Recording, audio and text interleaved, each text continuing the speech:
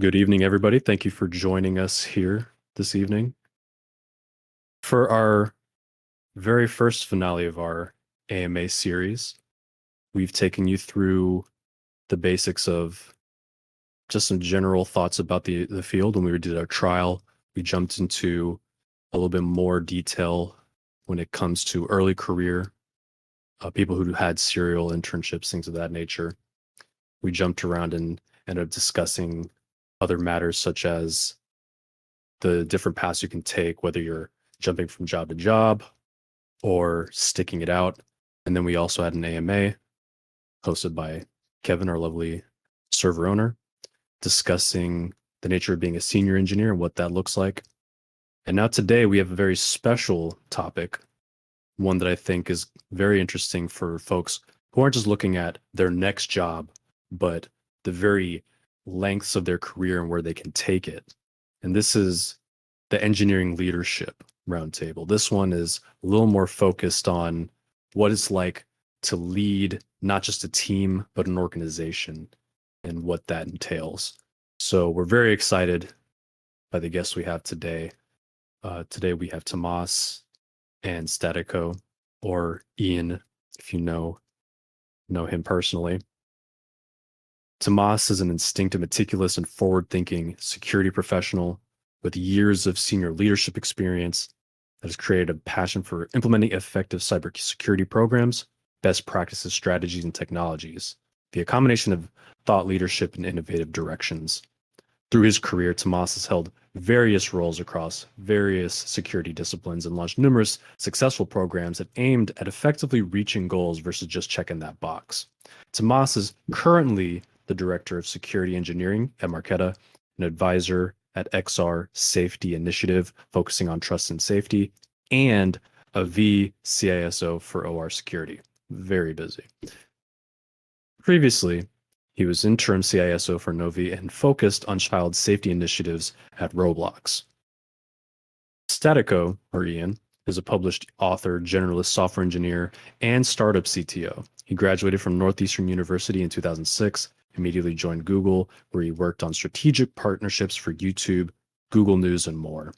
Since leaving Google in 2010, he has joined two startups that were acquired, started his own gaming startup, was an independent consultant, and was the CTO of a startup studio in San Francisco, where he grew that technology and engineering team behind multiple successful startups.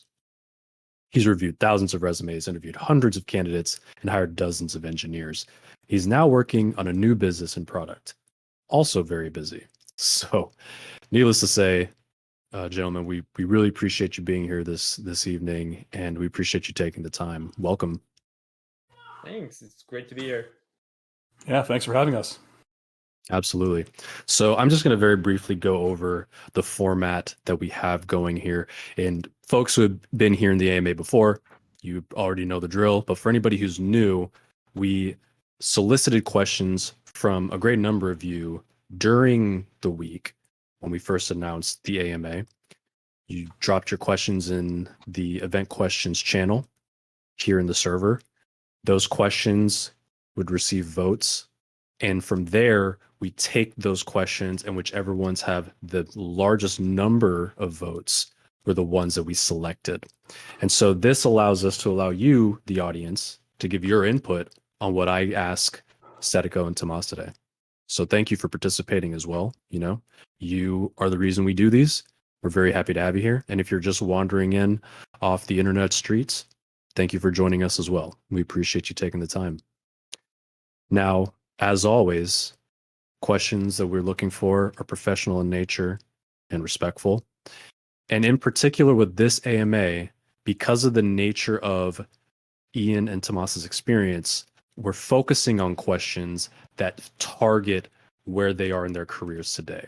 So questions that are largely focusing on later stages of one's career, when someone is trying to determine, what aspect of their journey is going to help them stand out when they're looking to reach the upper echelons of an organization, no matter what that organization or industry might be. Some things we'll focus on here initially are just going to be some highlights from their journey thus far. some of the underappreciated skills that they look for in individual contributors and beyond. We're also looking to see what they see for new and young developers joining their organizations and organizations that they're familiar with, and just general industry trends that they see that you too can leverage in your own career. So with all that being said, I'm going to go ahead and just, I'm going to flip it this time. I'm going to start with the softball. And let's just start with some background. Tamas, we know about your career and where it is today and some of the things you've done. But let's start with you and when you were in university and what that first jump looked like. So Tamas, what was it like? What were you studying? What were you thinking coming out of university? And where did you end up going first? So my career is actually not a typical career. I started coding at a very, very young age. I was in single digit ages when I started looking at computers and wanted to understand what is this coding thing that my dad is doing. So by the time I actually went to college, I had the opportunity to already be working for Skype. Even though I was just a forum administrator, I was already dabbling in a lot of the code pieces of it. And I made the decision to go and get my computer science and economy degree. And by the time I finished my degree, I was already in engineering management because I did the whole thing of, well, 1 week in college, 1 week in Estonia, living back in Europe. So I basically commuted throughout my college years, and that gave me that opportunity of, well, soaking in a lot of knowledge from school, which I very quickly forgot, especially the economy side of it. Um, but also gave me the real world hands-on experience of learning next to an engineering team that was developing Skype, or that was developing around Skype different things. And the type of person that I am is very early on, I went in with the breaker mindset. I wanted to understand how certain software tick and why it ticks the way that it did. And that led me down the whole security path and let me land where I am in security. Excellent. And just to clarify, what were you studying in university again? Computer science and economy. Excellent. Very interesting. So yeah, so you started relatively early, and I'm curious, Ian, did you have a similar background, or what was your journey like uh, before you got to Northeastern? I also started pretty early, actually. My parents were Apple owners back in the 90s, so I had an Apple IIe and a 2C, and I was always dabbling around with those. And eventually they graduated into Macs, which are now classic Macs. And I actually, in high school in the 90s, did a kind of mobile repair service where I actually printed out a flyer and put that up at the grocery store and said, "Hey, I'll fix your Mac," and had those paper tabs you could tear off. And I put those up and got a bunch of calls back and would drive to people's houses and fix their Macs. And that kind of inevitably led me into a computer science degree, I think, eventually. I mean, I always knew I was going into computer science or something computer related. And I was somewhere in New England in the sticks, and Boston just seemed like the place to go. Very lively tech scene, still is. So that just was the obvious place for me to end up. Yeah, it's great to hear that commonality. It's really common to see that crossover between uh, different folks here who come in and speak with everybody in the server. Sometimes if you just dabbled early enough, that was enough to draw you in, right? And that excitement from your childhood affects your future in so many different ways. So thanks for sharing. So one of the things that's very unique about this AMA is sort of the very different disciplines in a way that you each focus on. Tomas obviously is security, one that has a focus following here in the server, and then obviously Statico, you have been in the gaming world and done various startups, and so it's curious. I'm actually really fascinated by this. What drew you, Ian? What drew you to the startup space after Google? What was that thing that made you jump? Yeah, that's a good question. I think, so I graduated from Northeastern in 2006, and I knew someone who got a job at Google who was in an undergraduate student volunteer group that I was a part of, and he got accepted to Google, and he referred me. So I interviewed and I got in, which I couldn't believe. Right, I joined Google, and I have this story about how I kept the box from my MacBook around just in case they figured out who I was and knew I was crap and would fire me.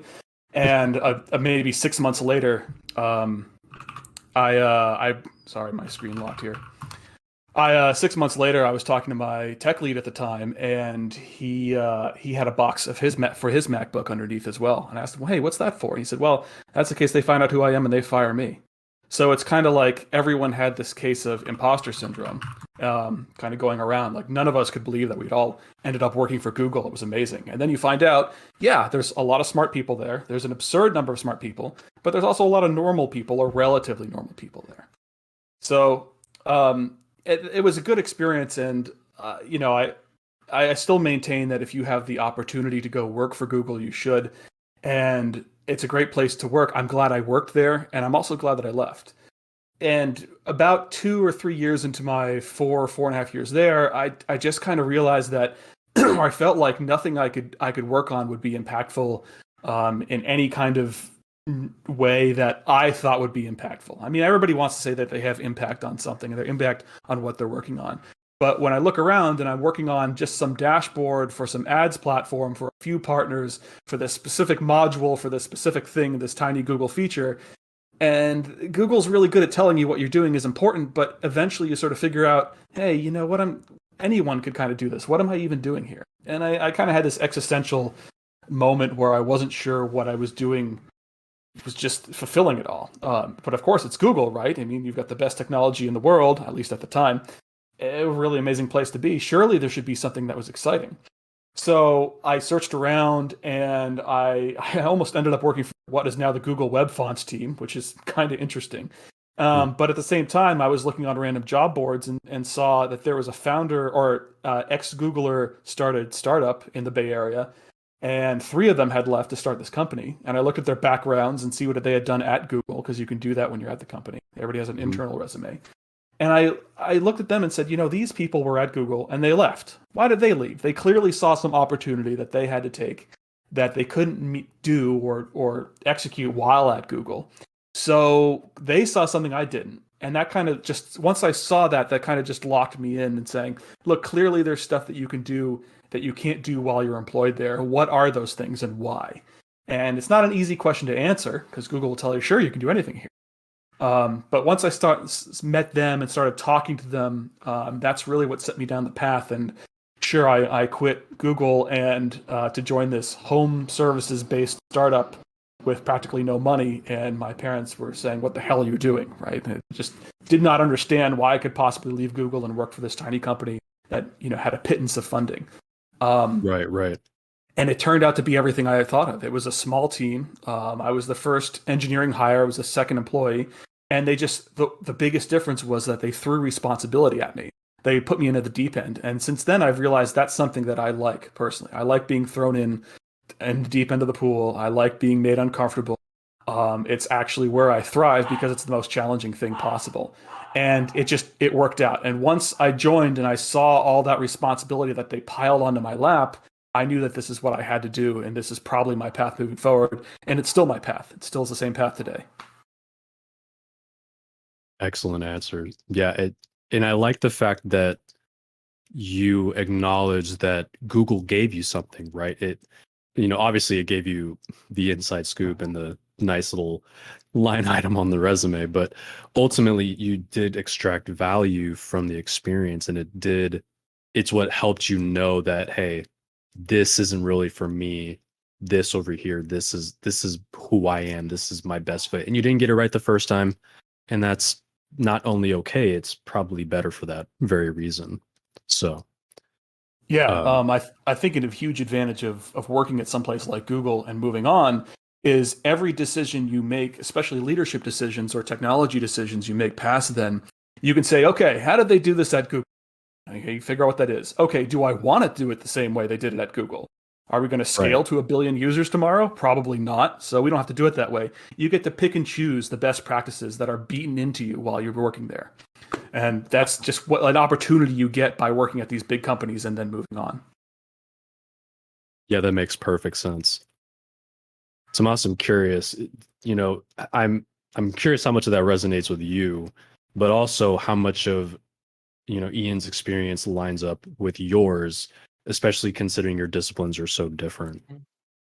It resonates a lot. Like I don't know, I know we don't have video, but I was definitely nodding as Ian was talking. So I spent a total of 10 years at Skype in various roles, 5 years before the Microsoft acquisition and 5 years post Microsoft acquisition. And I definitely feel that I've learned a lot, and it definitely helped me in the trajectory that I'm on.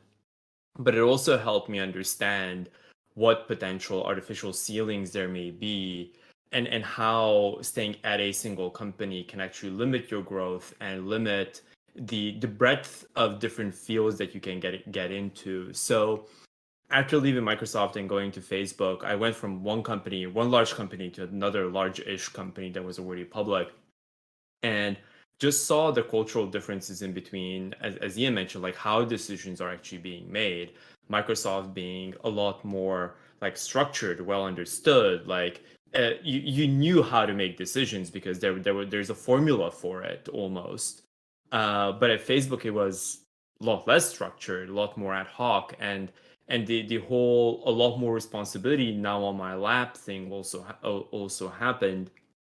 But I think the area that I felt most frustrated about at that point was I personally didn't even expect my growth trajectory to be what it was. And when I left Facebook the first time, it was because I felt again that I was bumping that limit, bumping that growth curve of where I was. So I wanted to do something else. So I joined Roblox, which was still a pre-IPO company, still a smallish company, and going into that chaos and being able to use that knowledge that I had from those big companies of, well, we can do security this way, or we can do compliance that way, which is extremely checkboxy, or we can do the way it makes sense, which is effectively what is best for the company and hit a way higher bar than what other people might expect of you.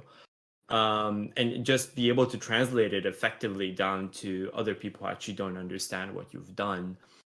And when I got poached back to actually go back to Novi and to Facebook, I took on that role because I had a chance to actually operate a startup inside of Facebook. Um, and Ian can attest to this. Like one of the best places where you can actually go and accelerate incredibly quickly is when you effectively have a startup with unlimited funds. And we didn't really have unlimited funds, but at least we had some structure and we had a lot of investments in us. And then we could actually make the decisions that we needed to do and cut the corners that needed to get cut to actually get a quick product out there, which led to DM and what that network itself is. So again, all of what Ian said resonated absolutely with me as well. Excellent. And Thank you. Tamas, sorry, I just want to ask a follow-up there. When you talked about when you left Roblox and you said you had that feeling where you bumped up against the growth or not being able to grow any further, you had that feeling. Can you talk about that or clarify what that was? Because that resonates a lot with me. Like, how did you know that you kind of couldn't go any farther? So I always prided myself that I'm a fairly transparent person, and there were some challenges I personally had to come across being Eastern European, and showing vulnerability is not the easiest thing for me, especially when talking to management about my growth aspirations. So after receiving some fairly critical feedback about growth aspirations, I effectively told my leadership, hey, these are the things that I want to be able to do. Like, these are the levels that I want to go and reach and how. And I want to get a little bit more insight into what it actually means to operate at that level. Like, for example, what does a Facebook director or what does a Facebook VP do? And when I started receiving a lot of very vague answers, or when I started getting a lot of really, really fluffy things and not really the okay, cool, like here's my day to day, like let's go through my calendar or shadow me for a day style of responses, I kind of felt like I don't necessarily have an ally. I just have fairly an empty response. And once or twice, it's okay. But when it's a consistent theme, when I'm consistently asking, for example, for a promo, or I'm consistently asking for growth feedback, and I'm not really getting an answer, I felt like, okay, cool, but I know I'm already doing the things that others are doing at this level. I'm seeing these objective things, but I'm not getting the answers that I'm expecting to be getting. I'm just getting empty direction and not necessarily even promises. It kind of felt to me like, okay, cool, like there's no materiality behind these discussions. So of course I'm going to start looking somewhere else. Maybe someone else is going to be able to give me that opportunity to learn what I want to learn. Well said. And I think that one of the almost the principles that you sort of underlie was underlying what you were saying was the idea that you have to take ownership of your own growth, right? Mm-hmm. It's not built in, it's not necessarily guaranteed. It may not even be by design. Um, and it's interesting because Ian essentially his stance was I want growth in this type of environment that's relatively chaotic, relatively undefined, almost boundaryless, where responsibilities cross over because all that matters is the mission, right?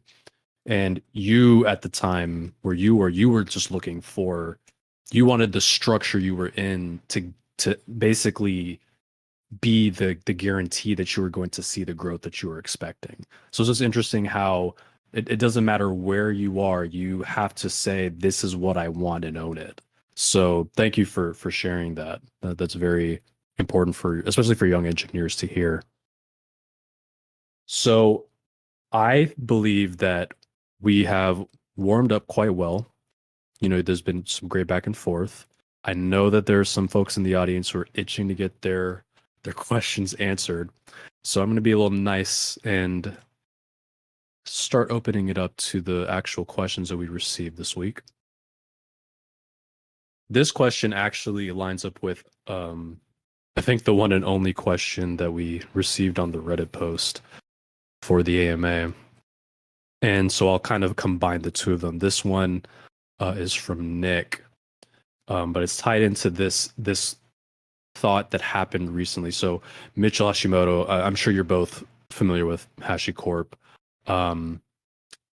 Mitchell recently stepped down from the C-suite to become an individual contributor again, saying that he's an engineer at heart. And so do you enjoy being a people manager versus an individual contributor? What are the positives and negatives that surprised you when you stepped into that role for the first time after leaving the individual contributor space? And I'll go ahead and start with Ian, and let's have him see if he can give us a good answer here. What say you? Yeah, I don't want to speculate on the HashiCorp bit. It's an interesting story because you don't see that very often where a CTO steps down to become an IC again. So yeah, a lot of things could have happened, right? But I would only be speculating on what actually happened, so that's not very useful. But to answer the question, which I think is more useful, what do you like more?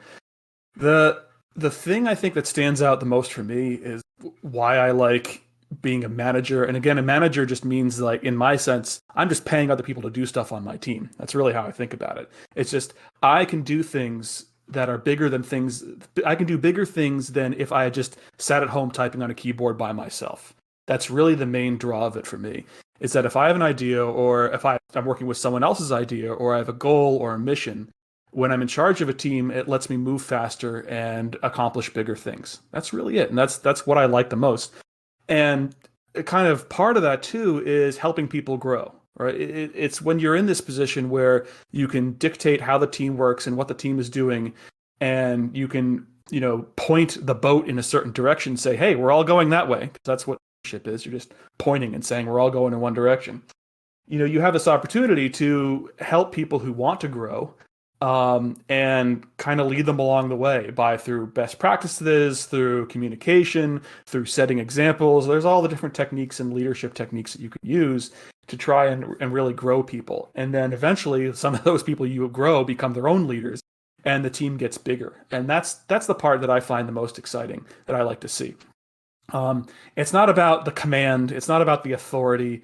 These things that people often, I think, confuse with management or leadership. We're saying, "Oh, you're a manager. You could tell people what to do." Like, no, I mean that's not it. No, I want I want to tell people where they're going, and then let them make the good decisions on how to get there. Right? That's the perfect scenario, because I don't want to micromanage. I don't want to, sit around and talk about semicolons on every pull request. That's not what I want to do. That's not fun.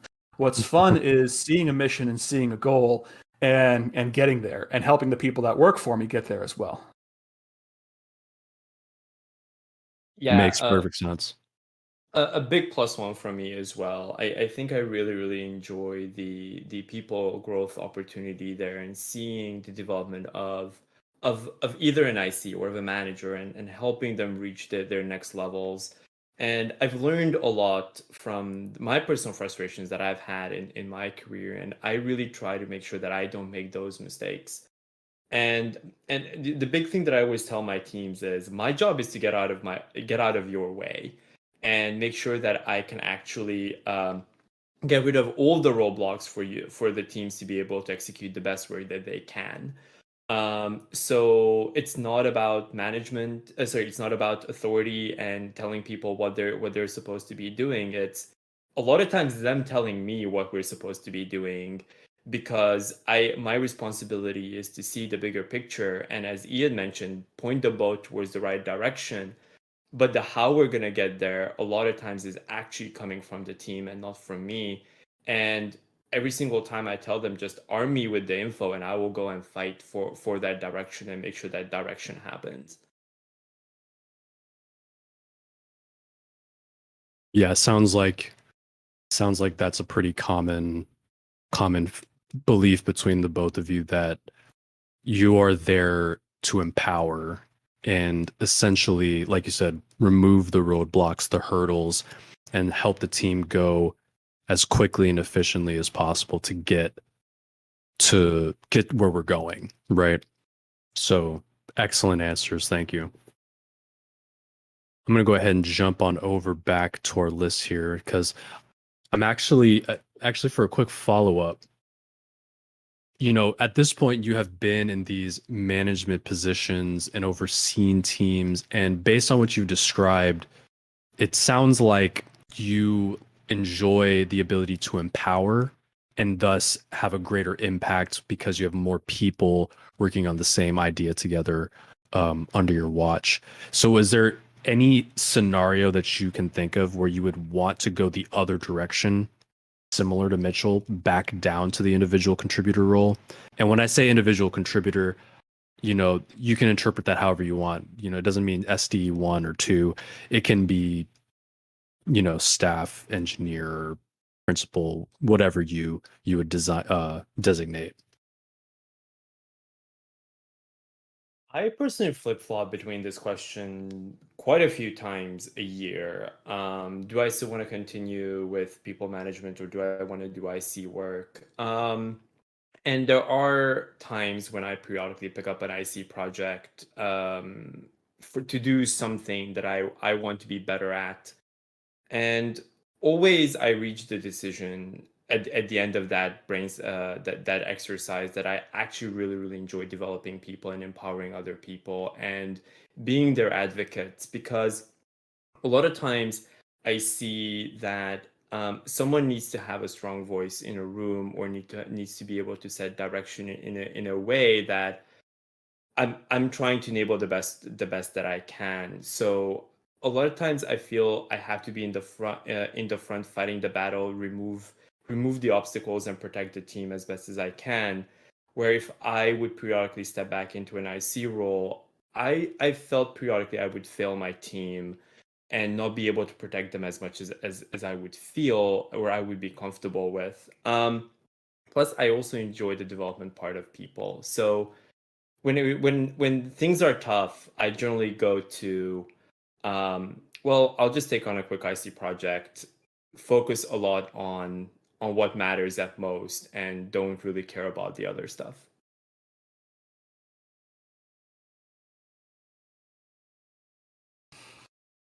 Yeah, thanks, Tamas. For myself, it's difficult. When my startup failed and I needed a job, I went and I took an IC position, which was fine. I interviewed as an engineering manager actually at Facebook and another place, and I failed the Facebook interview terribly. It's a terrible thing when like end of 2016, your startup collapses, you have a kid, there was an election, people might remember. It was just a terrible time to do anything. So, especially interview. And it was a really bad experience. But I ended up taking an IC position and just joining a great company as an IC and joining an existing engineering team.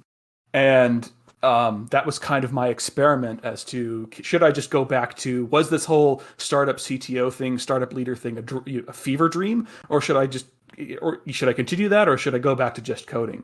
And what I knew after becoming an IC again, it was really difficult because I could see the larger problems. I was so focused on the business and seeing where things were going and seeing how the teams were formed and the team direction, how the teams are being managed, all this stuff that I had put in work and effort to make better in my own teams. And I was seeing deficiencies in it on the current team I was on in the new company, and there was nothing I could do about it. Sure, they said they wanted my help. Sure, Ian, go do this task. They do fix this thing over here. Yeah, that's fine. But there really wasn't anything I could do about it, and it was extremely frustrating to go back. So I don't know if I can go back and ever be just an IC in a small, medium, or large company again without some kind of I don't know, some larger direction or some sort of amount of impact to make decisions. Just being an entry level or senior engineer again. It was just tough to be in that position after seeing all that stuff. On the other hand, it was nice to not think about all that high level stuff you had to do as a manager and as a founder. All those terrible, awful, disgusting conversations I had to have about equity and where the company was going and listening to people and just combining the emotions and direction of 20 people all wanting to kind of do something. It was really taxing for 4 years. So on that sense, it was kind of nice to just go back and go through the GitHub issues list and hack on bugs for a while and get paid for it. Okay, I could kind of see it. So I kind of saw both sides to it of being frustrated at not being able to do more, but also the relaxation of not having to think about all those terrible, awful, well, I wouldn't say awful, they weren't awful, difficult. They were difficult people problems that I had to work on for the last 4 years. So pros and cons. Yeah, no, your position makes perfect sense. Once you've sort of seen behind the curtain, it's hard to be told to just watch the stage and pretend it's all coming together perfectly, right? So I totally understand. Yeah, but careful the wording there. So it's not actually a curtain. There's a lot of things that you think our management is hiding from you. I think a lot of the times it's just stuff when I was at Google I wasn't even looking for. Understanding the business, asking where the money was coming from, understanding the goals. I mean, sure, when I was at Google and they'd hand down these OKRs, it sounded like BS, right? They were these big, lofty, fluffy goals. But now I know that it was somebody's job to make those goals. They had to put them together for a reason. They were getting commandments down from people above them. Like they're all aligning themselves towards something, and there's a reason for that. So maybe if I could look through being at Google 15 years ago, those eyes through the lens I have now, I think it would make a lot more sense as to what was going on. At least I hope so. I was in kind of a special group that didn't make sense anyway, so maybe it still wouldn't make sense. But being able to see the bigger picture or just pay attention to it more, I think that's the value in joining the smaller company and getting that more responsibility earlier on. So I actually have to ask you here a question, Ian, because I'm pretty sure this came up in the questions as well. What advice would you give a new grad or someone very early on in their career so they can actually see behind that curtain and actually better understand that bigger picture and how their personal small goals actually tie into that bigger goal of the company? Oh, that's a good question. It's hard for me to answer because I feel so distant from new grads. I see all the discussion on CS Career Hub now And I feel so far away from what being a new grad is now versus being a new grad was 15 years ago. It seems like another planet. But I have made a lot of mistakes. um, someone in the chat says they're hearing static. Hopefully, I'm not staticky. Let me know if I am. No, I've made a statico. lot of. I am statico, right? It's in the name. So I've made a lot of mistakes, and what I can say, I think the biggest mistake I made early on, fresh out of school, was that I was too cynical about everything, and I didn't understand it. I looked at these larger organizations, I looked at the goals, I looked at my director, I looked at the team structure, and I was just really negative and cynical about a lot of things because I didn't understand it.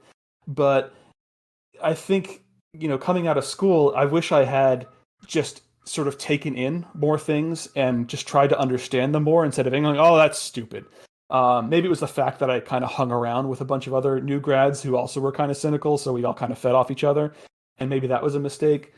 Or not hang out with them, but just being cynical about things. I wish I had sort of ingested more of the organization and understood where the money has come from, what sales is doing, why they need sales, why they need a sales team, understanding what the contracts are doing. And I was in this partnership group, just trying to understand more of that. And the thing is, I say that now, but I don't know how I would have gone and done it. Right? It's very difficult to just go and ask and say, "Hey, let me follow you around for a day," right? People shadow like that.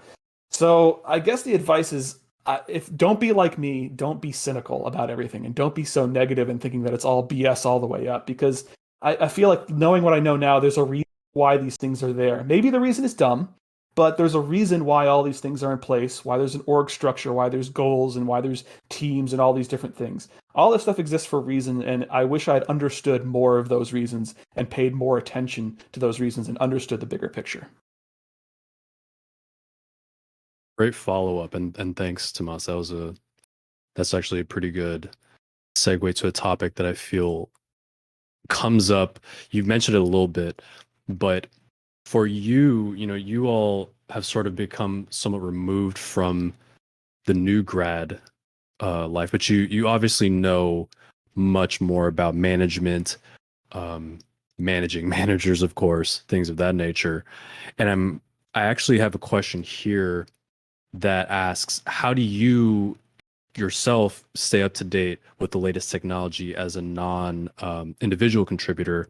And do you believe that a software development manager needs to have experience as a developer to be successful? And I'll expand that to include, do they need to continue to stay up to date as well in order to be successful as a manager? So I'll let Tamas take that one first. This is a very, very interesting one. So I'm gonna start off with what I do personally, and this is who I am as a person. As I mentioned before, I do periodically take on IC projects, primarily because I want to I want to be able to exercise my brain a little bit differently than necessarily just people management and just problem solving left and right, and doing the management-y style of things. I want to periodically do hands-on things as well. And beyond that, outside of work, I do other things. I do code myself. I write Minecraft mods. I do business development-y things. I do things that exercise my brain a little bit differently, primarily as a way to detach from work and do something else while still keeping my skills sharp. Do I believe that it's important for management to keep their skills sharp? I absolutely do. There is a thing that I call, and I periodically do myself, is you should know when someone's trying to pull wool over your eyes, or someone's trying to take you down a particular direction that doesn't make sense. You should be able to catch what I call the quote unquote bullshit that may be coming up or coming your way from a sister team, or for a competitor, or from a partner, or from even a customer, that in reality doesn't make any sense. So whether it's through a business discussion or whatnot, at the end of the day, technology speaks, code is what's going to be running through the veins of the business. So you should be able to sniff out what's going on. Should you be as proficient as you can write Terraform with perfect accuracy every single day? No, you shouldn't. But you should understand what the technology is and what it does. Um, and the other part of the question was around, should managers be able to code and whatnot? And I think there's a philosophical debate here. And Ian, I would love to get your insight into this as well. I really see a world where there can be people leaders and there can be technical leaders. So for the people leaders or more organizational leaders, they focus a lot on organizational health, organizational growth, making sure that the truly the large org, like I'm talking here about 150, 200, 300 people organizations, can fully function, because there are very, very unique challenges to running organizations like this. Will a manager like that be as current and review code on a day-to-day basis? No, they won't. But a frontline manager who manages 5 to 6 people, yeah, they should be more of a technical person and a lot more of a hands-on technical leader, who does review code. And if they want to keep on the technical side and be a technical director or technical VP and just have a handful of directs, yeah, that should be a path that they should be able to take. Yeah, it's interesting. I think I agree with your point about authenticity. If you're managing engineers, you need to have that authenticity of knowing, having at some point at least coded in your life and being a decent engineer, to have that background to understand your reports and your subordinates. That part I'll certainly agree with. Um, but I also know that, as you become more senior in roles, up to senior, the VP level and executive level, you're not going to be coding every day. You're certainly not going to be reading pull requests. And if you are coding and reading pull requests, it's probably not the best use of your time. So where's the in between? Where's the medium? And I don't know. I don't think I'm a real good authority here. I think lots of different opinions and lots of different experiences, and it depends on many different factors: how big the company is, how senior you are, how large your organization is, and what the role is, what you're trying to achieve. There's a lot of variables. So I think it really depends. But you don't have to stay sharp. You don't have to know the latest JavaScript framework, but you should be able to look at it and evaluate something. And that's kind of your role as a technologist. You should be able to look at something and say, is this good or bad? Is this BS or not? Does this fit into my team? Can we use this? What are the pros, cons? What are the trade-offs? That's kind of your job as evaluator. So you have to maintain that kind of level. You can't let that go to waste. But you're also not going to be coding on a daily basis. So I don't know. It probably varies a lot on the person and the organization. That's kind of my guess. But speaking personally, because I'm drawn to coding and I seem to get sucked back into coding no matter what I end up doing. From my personal experience, I found that even though I can operate at kind of the higher levels and talk about the business and talk about the technology at a very high level with people, but I've been in situations where I've been tested and they say, oh, well, this can't do X because of Y. And I can actually, because of my knowledge and because I'm lower level, I can say, no, I can dive in and say, look, this is how the system works. This is how it will be okay. This is how it will scale. And I think when you're past the manager stage, you're more of the C-level or executive stage, and you're trying to talk about ideas and prove ideas to people. Having that technical background to be able to explain stuff at whatever low level you need, I think is really important, because the second you can't explain a technology that you're advocating for, that's when you lose that authenticity. So I don't know what the solution is. As long as you stay authentic and honest, I think that's the secret is, and I guess you have to figure that out on your own.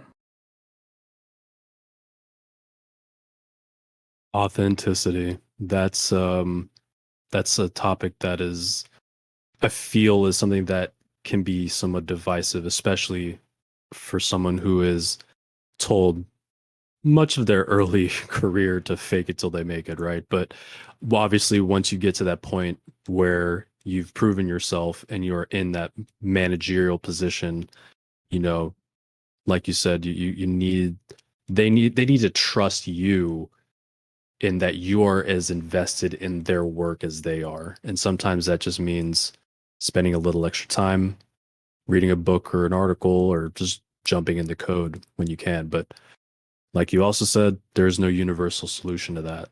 So great answer. I'm going to go Yeah, I think ahead. Oh, go ahead. just to add on that, empathy, I think, is the other word I was trying to find there.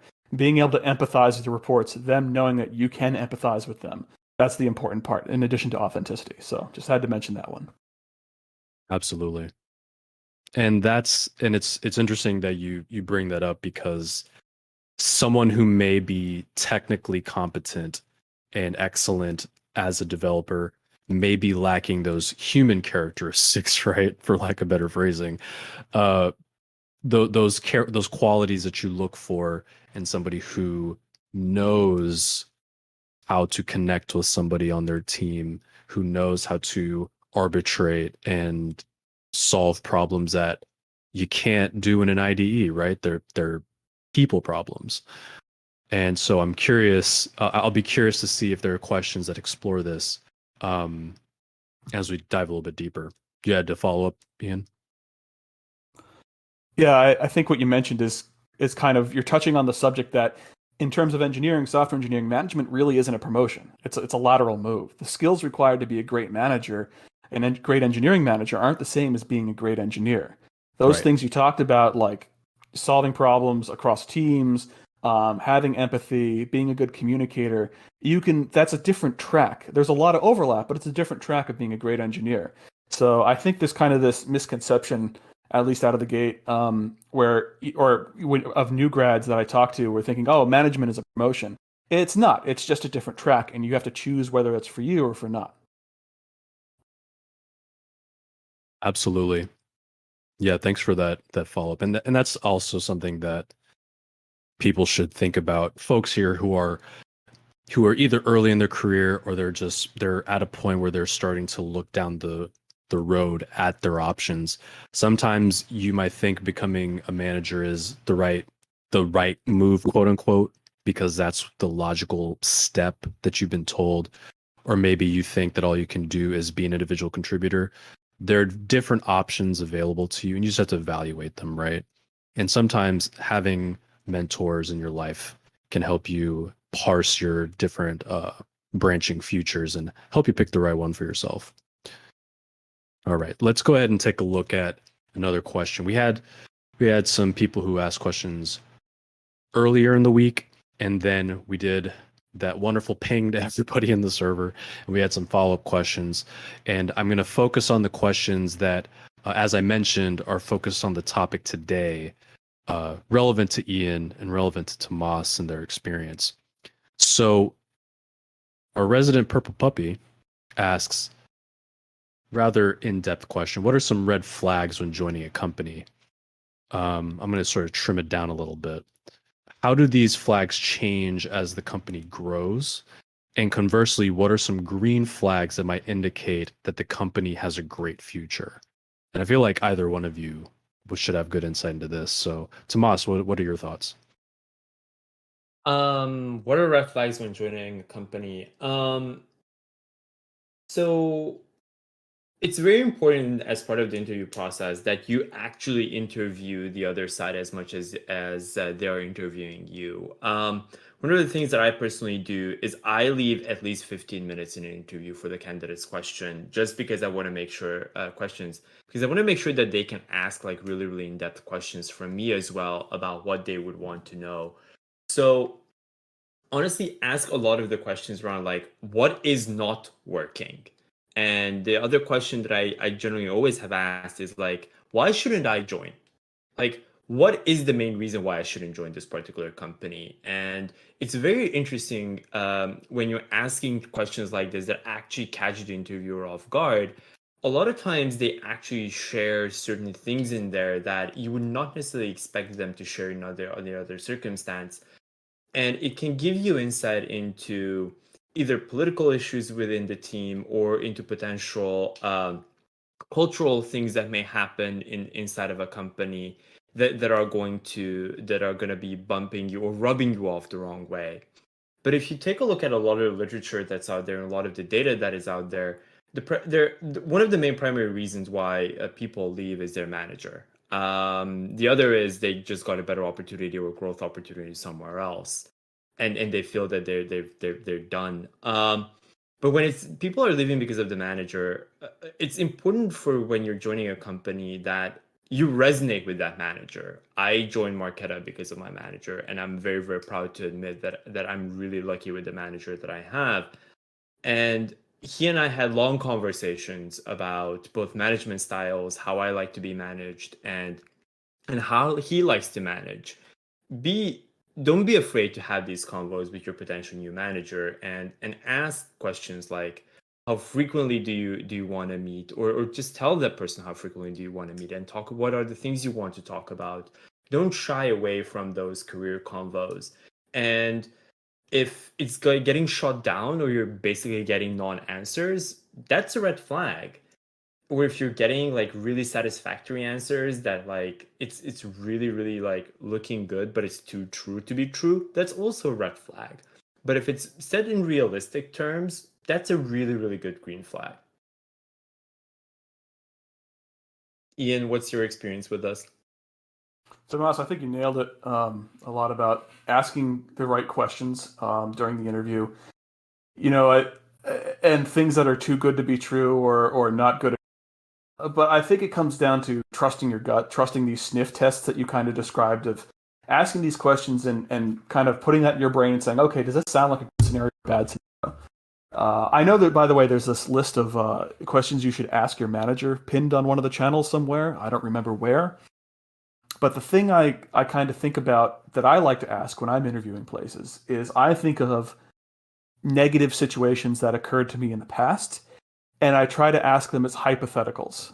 So if I'm interviewing with someone and saying, okay, so here's a hypothetical for you. Let's say you've got a really brilliant engineer on your team who's great at adding to the product, but is absolutely terrible on pull requests. You have to do code reviews on your team. You told me you're doing code reviews on your team. This is hypothetical, of course.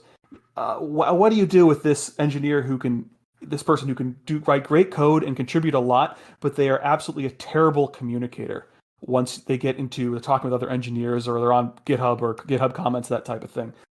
How do you handle that situation? And you ask these kind of open-ended questions with a kind of demo scenario and seeing how the person responds.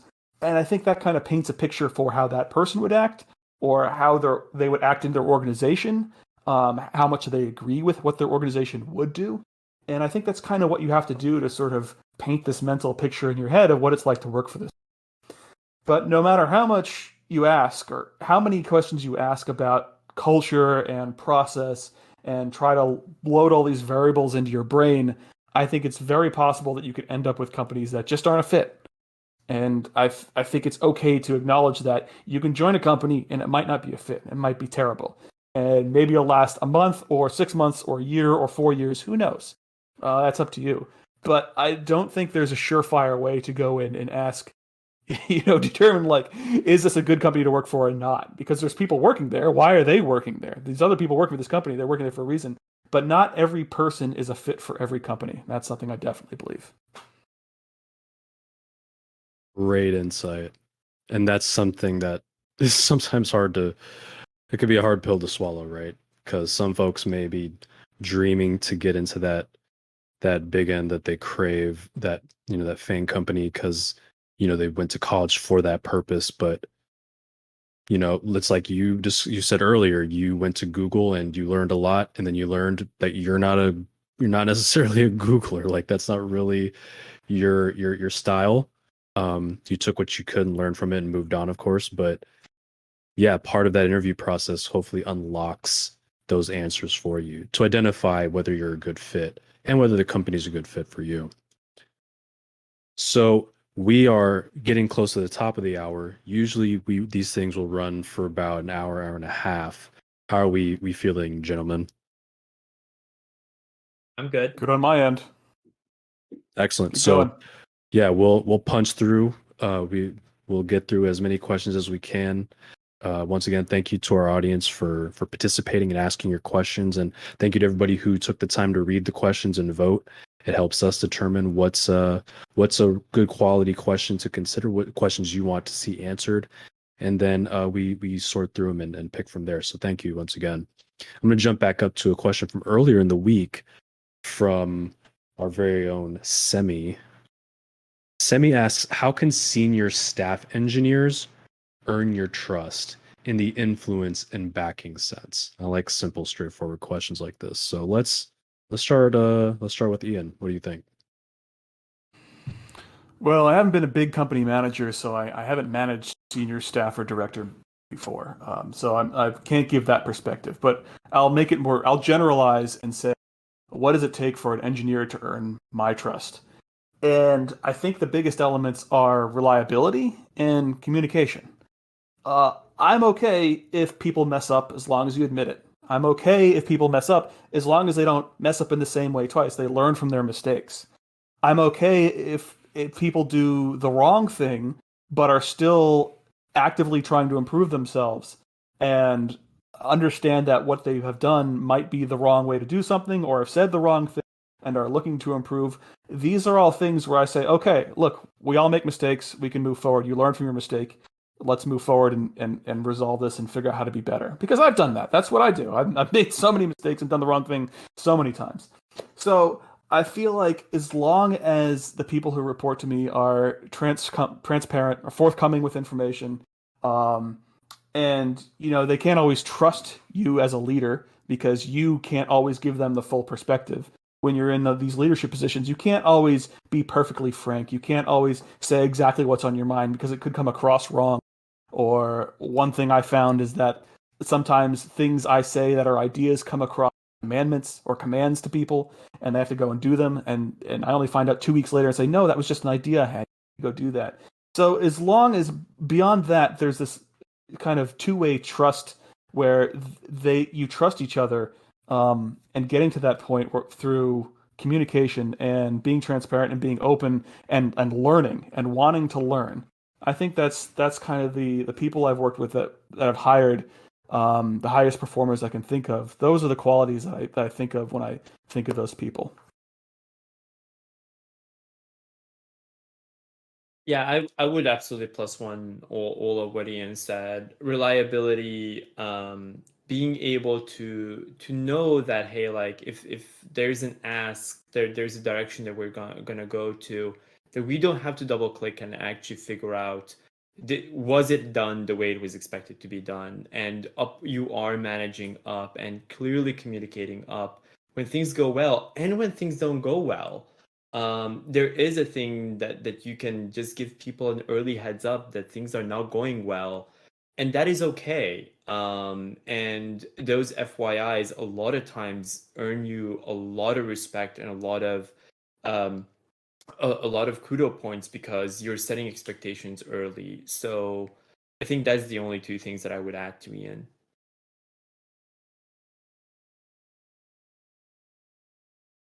Excellent. I am obviously, I'm currently closer to mid-level when it comes to experience. So hearing a lot of this and how it sort of applies all the way up and down the chain really is really nice to hear. Reliability is big and something that should apply to all of us, Say what you mean and mean what you say, right? And then stand by your word. That's the idea. If you can, there's always exceptions, right? Sometimes you have to. The course can change. That's totally acceptable. But I'll add to this and say the one thing that I think maybe erodes trust when I think about people in the past that I've managed is surprises. This is kind of a good point for if you're managing up, especially to the executive level. Executives don't like surprises. Your superiors don't like surprises. So the most you can do, the more you can do to make sure that you're not surprising the people that you report to, the better off you'll be, because it means they have to react quickly. It means they have to change their plans. The more leeway you can give people if something goes wrong, the better. Usually speaking. Yeah, it makes perfect sense. And that also kind of, I believe there's a book that was mentioned in a previous AMA discussing managing up, I believe, and the nature of being an individual contributor and just putting yourself in your manager's shoes, putting yourself in the director's shoes. And that sort of ties into that question about getting that perspective of the organization as a whole. What does your manager care about? What does your manager's manager care about? What does the big boss care about? shareholders, all those types of things can help you understand and contextualize your value and what you bring to the table. Yeah, one book I always recommend is Michael Lopp's Managing Humans. I think it's just a collection of mostly his blog posts, but he's got a lot of stuff on there that's not in his blog too, of just getting the mindset and understanding what your manager does. The story that I always think of is the one he talks about where someone comes to him and says, "So, Michael, what do you do every day?" And he was kind of offended at first because he was thinking, what do you mean, what do I do? You should know what I do every day." And because of that communication mismatch, he really strived to make sure that everyone who works for him knows what he's doing and kind of tell the stories about what he does do every day. And it really, if you go and you read that book, I think it really opens up a lot of perspective about what you have to do, what your manager is doing, and the types of stuff they're dealing with. If you're not already familiar with it, I think it's a great primer. Thank you for that. And that's Managing Humans, I believe. Hopefully someone can get us a link or a reference in the chat. Funny that I think about it. We should probably get affiliate links set up. There's your funding, Kevin. You're welcome. Doing this for free for you. So now let's jump on to actually one of Kevin's questions. I believe Kevin asked a question here. Kevin asks that this might be different for smaller companies, but for larger companies, it's pretty rare to get a big picture of the company expectations from the developers and direction. This is usually wrapped up in an hour-long all hands, but never really in detail. What expectations do you expect from us to know and contribute to that big picture, and how do we go about that? So that is I think that's relatively similar to a question we had before, but maybe let's focus maybe on that all hands aspect of it, the nature of how management communicates down throughout your tenure and how you should be communicating back. So Tamas, what are your thoughts? This is a complex one, and Kevin and I actually talked a fair bit about this privately as well. Communication is incredibly hard because when I go to an all hands and I have to do an all hands, let's say to 150 people, there's first of all only a limited amount of time that I would have where I need to convey very likely a lot of dense information down. And how do you do that in such a way that you're first of all as inclusive as possible and as clear as possible to communicate that message down? So some of the best techniques that I've personally have seen and I personally am trying to implement as well a lot of times is making sure that the content that is actually getting presented is available to the managers all the way down to the first line managers before any particular all hands. And there are a set of pre-expected questions that may be coming up as that trickle down of the all hands has actually happened. What this allows is it arms the managers, the frontline managers, to actually answer a lot of tactical questions that may have not come up during prep, and also gives opportunity for the Q&A to be to not only be limited to that specific all hands, right? Because a lot of questions may be coming up, a lot of things may have been missed, and there needs to be feedback both up and down. So the expectation from my perspective has always been, if I'm trying to trickle down something and you're completely caught off guard by it, it means that I have not really listened bottoms up. And you should feel free to reach out and ask those very, very hard questions like, hey, what about this particular thing that has potentially been missed? Or what's happening with this particular thing that has not explicitly been called out, but we've been working on it for 3 to 6 months? What's happening with that? That's I think the way I would answer the question. Ian, what are your thoughts? I've been trying to think of a good response here. I don't have a good one. I'm trying to think back to the Google OKR all hands. When your company's 30,000 people at the time, you're trying to understand the top level stuff at the top level OKRs for the company for the quarter. It's really, really hard to trace the path back to what you're doing on a day-to-day basis. Like, really? Like this stupid little dashboard I'm working on, really? That's going to move the needle on that other thing? Okay, whatever you people say, right? So I don't know. I've had a lot of really, really, really kind of understanding those larger goals of the company that I've been at. I think so. I can speak more for smaller companies. The best examples I saw when when I was working at the first startup is the founders at least would on a weekly basis. They didn't do all hands. It was kind of nice. They did a kind of a weekly meeting for the company, and that was only 10 to 30 people when I was there. And that was kind of their mini all hands where every week they would kind of reiterate the goals. They'd put the metrics up on the board and say, look, we're trying to get this many customers. We're trying to get this many pros onboarded to the platform.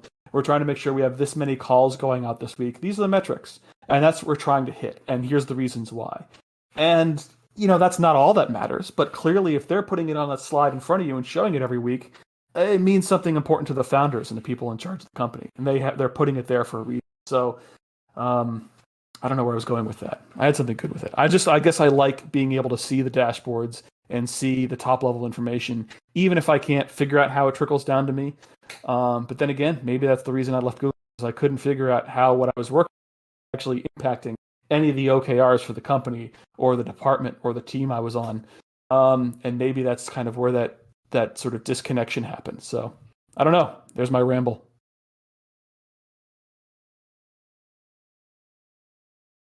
Yeah, and I like the fact that you both contextualize to your own experience, right? Things that you're most familiar with. And that's something that it's actually my follow-up thought, I had a follow-up thought to that, which is this might be more applicable to Ian, but maybe Tamas, you have experience here.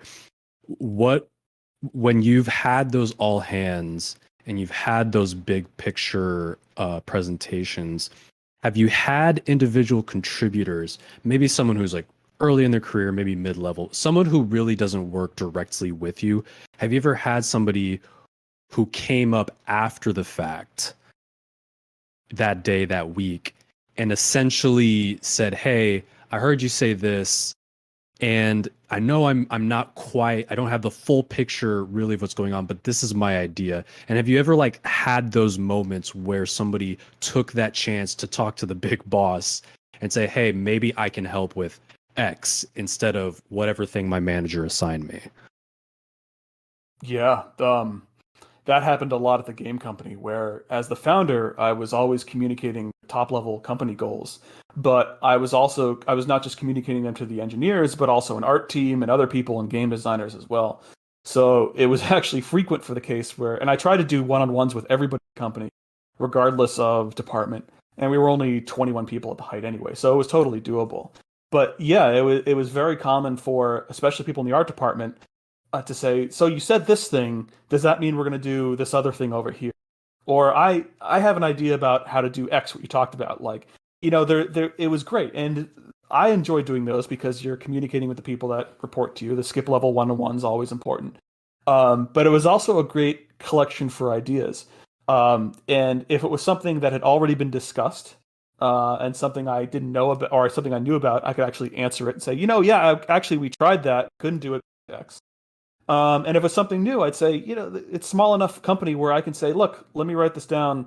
I'll give it to the game design team or the art department and pass that along. Or you can talk to them. Here's who you should talk to, right? As long as it doesn't become a distraction. So I think that's going back to what I like about management, is being able to sort of coach people and help them be more effective. I could sort of coach people and say, yeah, that's probably a good idea. Here's who you should talk to, and here's how you should present it. Right? Because managing art teams is very different from managing engineering teams. There's different expectations and how they work and different things. So, crap, I lost it again. So there was a point here. I ramble. So I guess my point was, yeah, this definitely happens, and I think that's kind of one of the little joys of management is, as long as when you agree with the direction, which is easy to do when you're a founder. It's a lot harder to do when you have to agree with the direction and you don't really. That has come up a couple times, I think, at different companies where I've had to communicate, or different projects, I'll say, where I've had to communicate a different direction than I was kind of in the background to myself saying, yeah, I don't really believe this. And I'm not lying to people. I'm not saying the wrong thing. I'm saying, look, this is what the company has decided to do. These are the goals for the company, and this is their decision. I think they're going to do it by this is how I think they're going to approach it. I think this is how they're going to implement this new product or this new feature or this new direction. But in my head, I'm thinking, you know what? They're not going to make it. And I think actually, if we're talking about red flags, when I listened to these OKRs, these all hands, and they didn't line up with stuff that I knew or stuff that I knew was not totally correct, or I didn't have any faith in it happening, that's when those sort of earworms started going in the back of my head and yelling, Ian, place for you. This is bad. Something's bad happened. So I think those all hands kind of give you. It's kind of your bullshit barometer.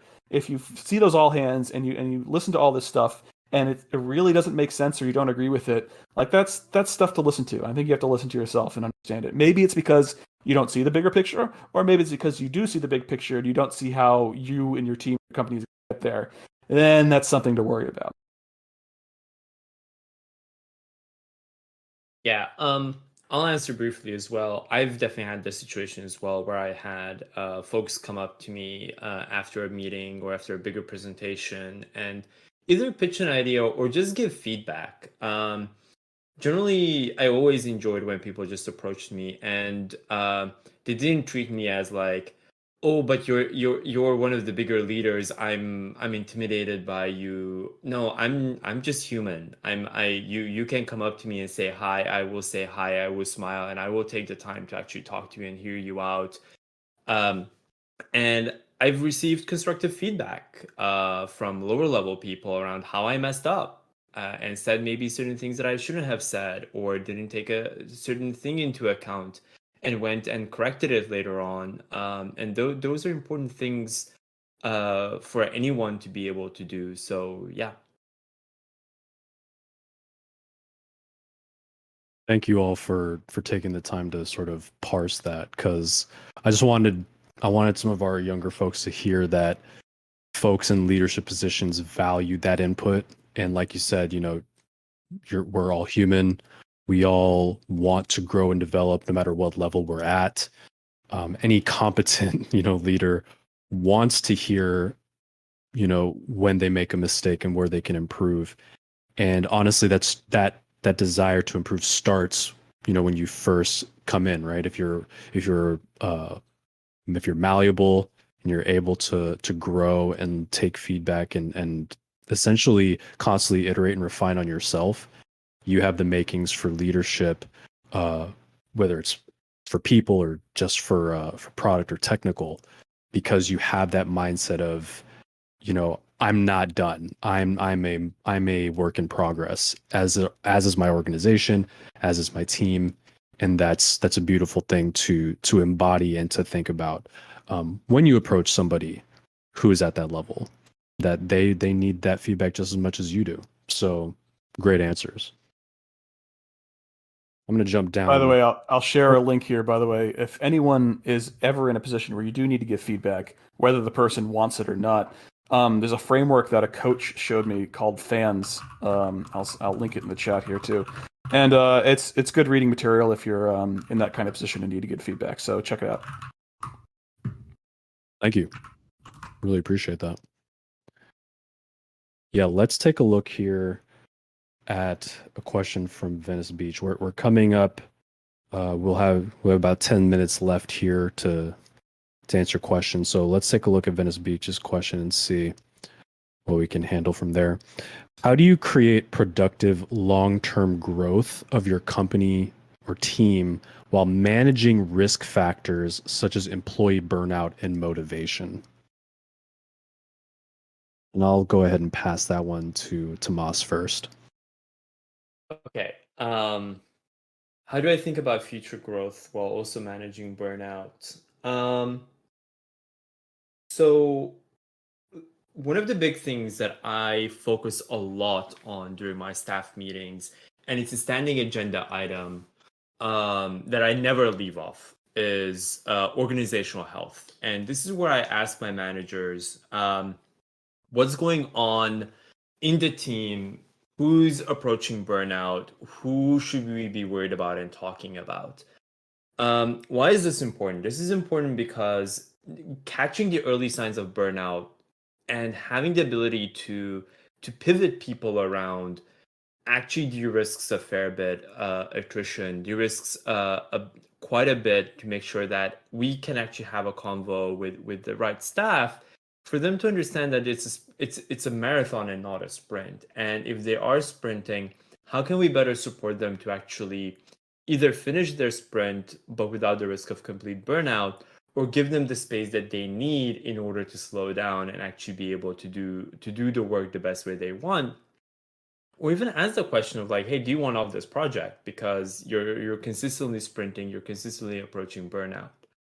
So this is one of the things that I look for on a day-to-day basis. But on the other side, it's one thing is absolutely constant. I've not yet been on a team that that told me, nope, we're all staffed. I don't need any more headcount. I don't need more people on the team. We don't need more managers on the team. We're good. We're good at the size we're at.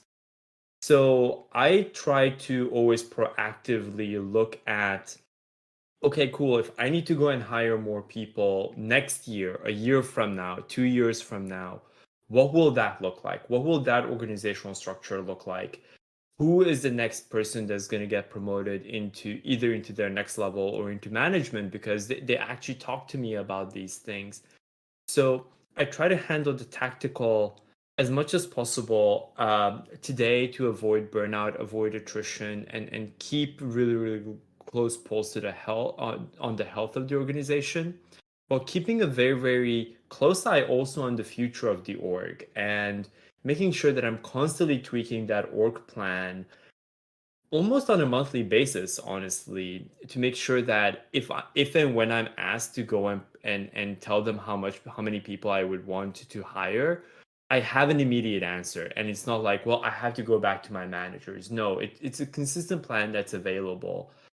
And this works at larger companies. I'm pretty sure at startups, it's not necessarily as flexible and as easily available given limited funding, but that's the way I approach it.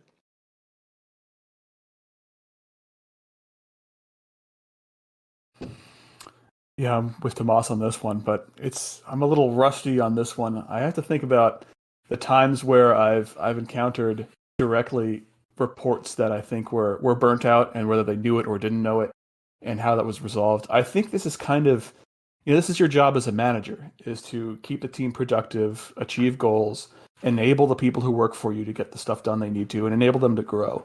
So all of the tools that help you do that are things you should use, like regular one-on-ones, peer reviews if those are a part of your organization. Really, things that help you, your team, and your team members. Sometimes I'm more of the servant leader, empathetic kind of person, as you probably know from listening to me by now. I just ask people how they're doing. How's it going? Like, what are you working on? Tell me how's it going.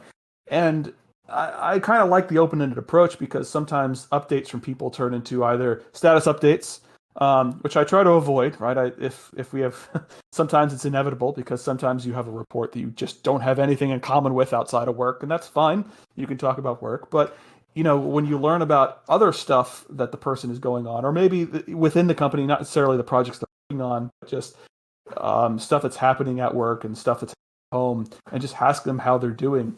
That's kind of been my number one indicator for people that have reported to me in the past. And it's not just, it's not based on the answer. It's not like everyone who's doing terribly is going to say they're doing terribly. They're going to say, no, everything's fine, everything's great. You have to work on it. And I think it's a skill that just takes developing over time.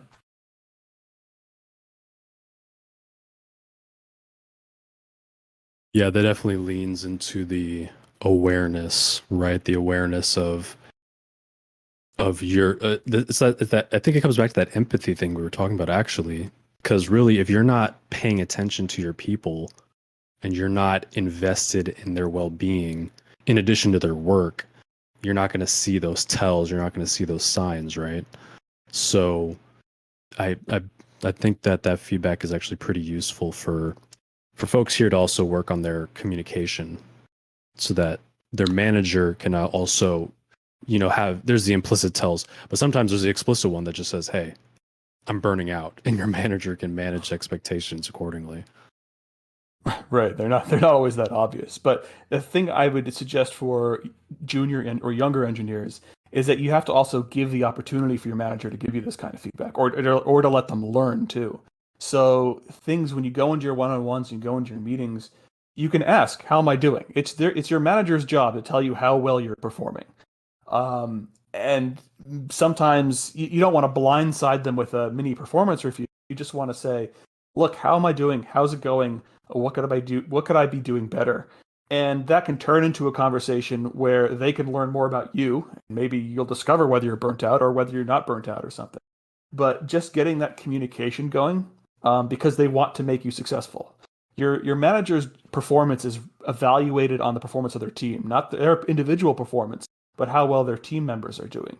So the more opportunity you can give your manager to communicate with you and learn, the more they'll learn from you. The more they can solve problems before they come into bigger problems, or you can solve problems on your own, or they'll get tools to solve those problems. So that's kind of one of the things I wish I'd done earlier, which was go to my manager more often and not just give him an update or them an update and say just like how am I what did I do wrong? What could be better? Like what do you expect me to do? Right? Tell me more. And I figure that just sort of gives you a lot more opportunity and helps you be more successful overall. Great follow-up. Thank you for that. We are rapidly approaching the middle of the hour here. If you are both amenable to it, I will ask one more question and then allow you both to take a moment after answering said question to sort of freestyle, give some final thoughts, and go from there. Does that work for the both of you? Yeah. Yeah, sure. Perfect. All right. For our final question this evening comes from one of our server contributors, Chompy.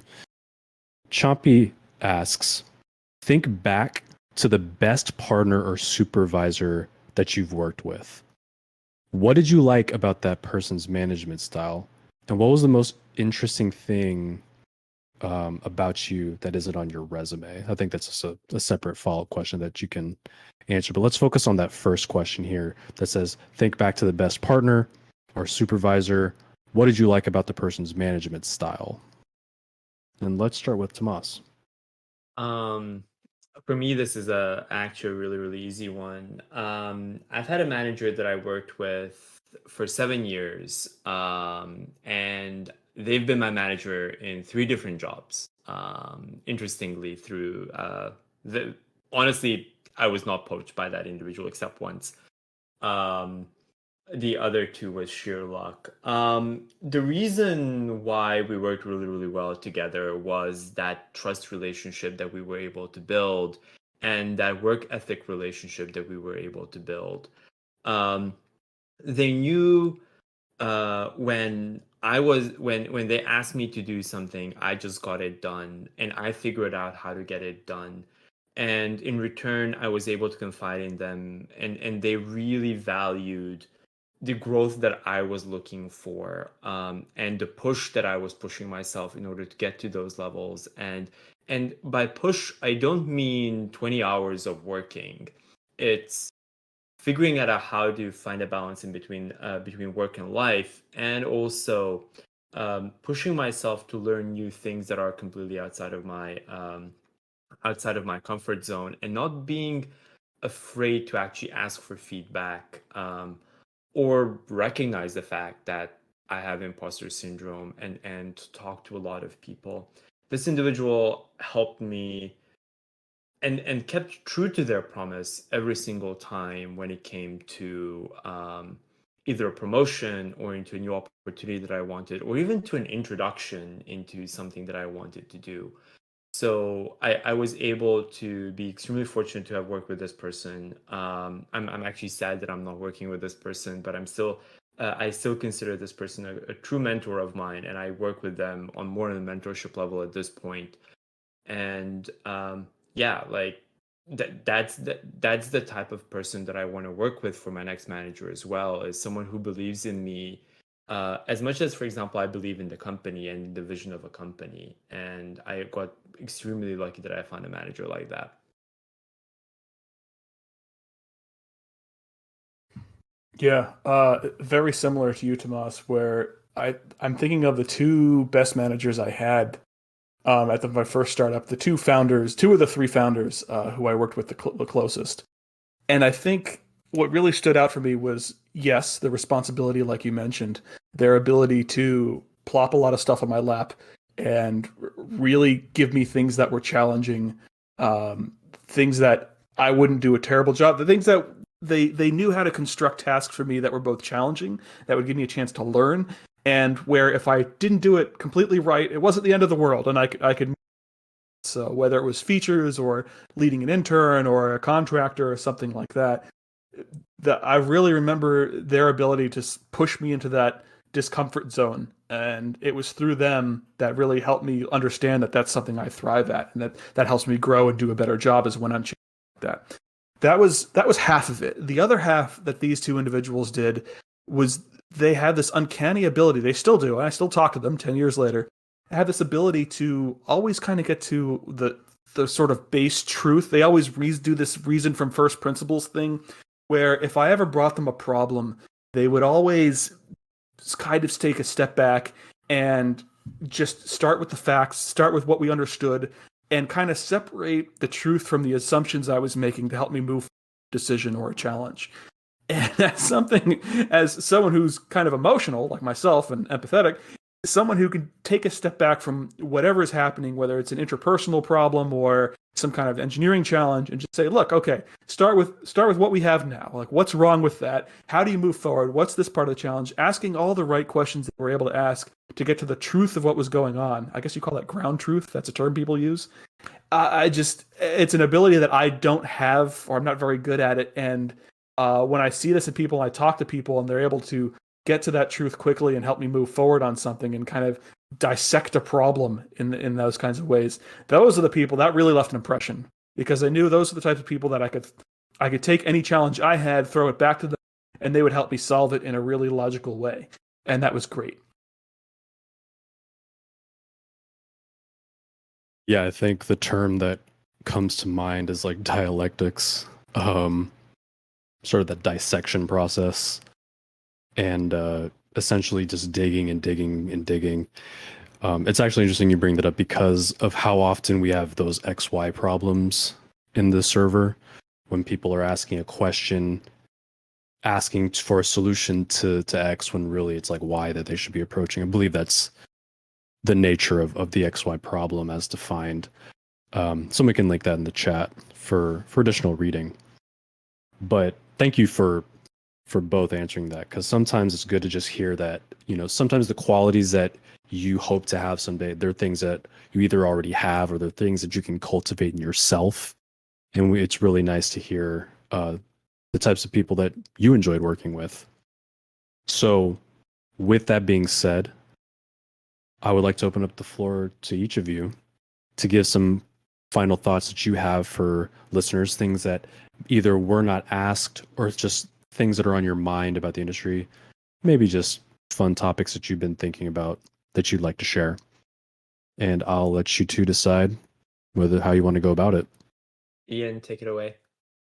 Oh, darn, I was hoping for a delay where I could think of something interesting. Okay, fine. I'll take it then. Okay. Go. You start.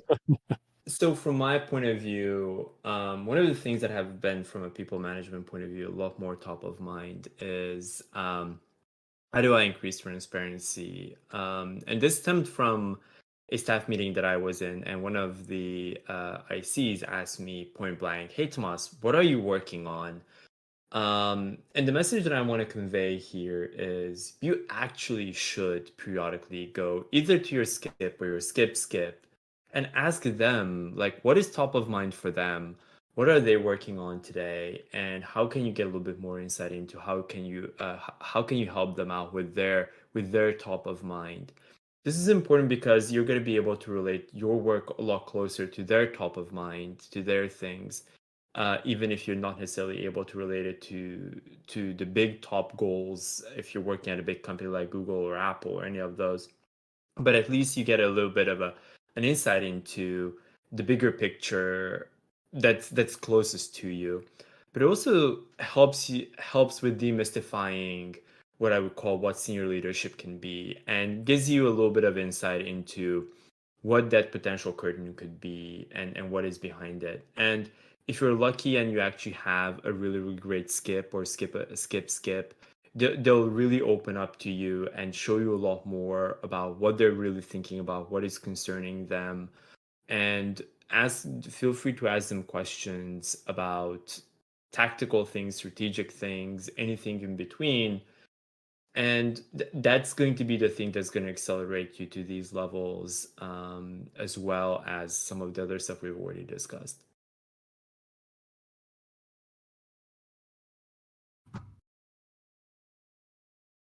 That's good. Agreed.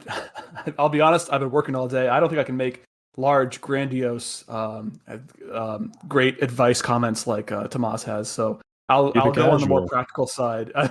Right. It's something when I was starting, because this is totally random, more IC driven, and something I see because I'm working on a new project and I've hired a few developers, and it's something I see as a pattern. It happened in the last previous jobs, it happened all the time. And it took my co-founder, he once said, we were working on something extremely difficult. I can't remember what it was. It was something I had never written Windows software before, and I had to help port our game to Windows, right? I had to fire up Visual Studio for the first time in my life on a Windows machine.